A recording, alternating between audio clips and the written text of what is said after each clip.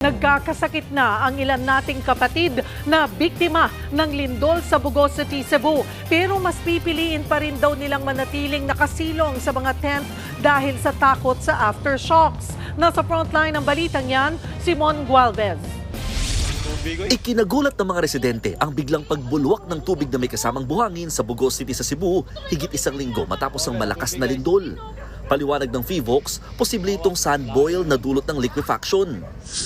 Na water saturated o basa, pag inalog mo yan, nagsisettle down yung mga sediments o yung lupa mismo.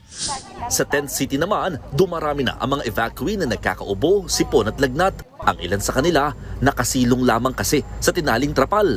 Kaya exposed sila sa init, lamig at ulan.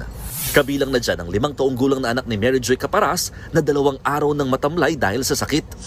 Minsan lang po, nanghingi lang po sa mayong gamot, ganyan.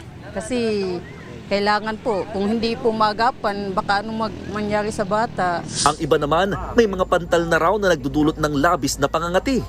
Sobrang hirap kasi wala kaming masilungan. Trapal lang po kami. Magtitiis kayo dito? Dito lang muna kami. Kahit magkaroon ka ng mga ganyang kati? Po. Tiisin lang po. Tiniyak naman ng Cebu Provincial Government na may sapat na supply ng mga gamot sa bawat apektadong LGU. Nagsimula na rin ang stress debriefing para mabawasan o mawala ang naranasang trauma o takot ng mga biktima ng lindol.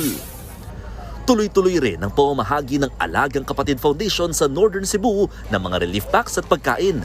Pinaka-target nila ang mas malalayong lugar na hirap marating kaagad ng tulong. Bukod sa kondisyon ng mga residente, tinututukan na rin ngayon ng pamahalaan ng rehabilitasyon.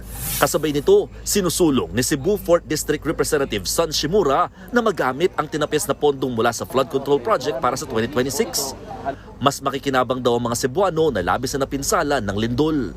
Nagbabalita mula sa Frontline, Mon Gualvez, News 5. Mga kapatid, Cheryl Hosing po. Maging maalam at may pakialam sa mga napapanahong issue at headlines. Mag-follow at mag-subscribe na sa social media pages ng News 5.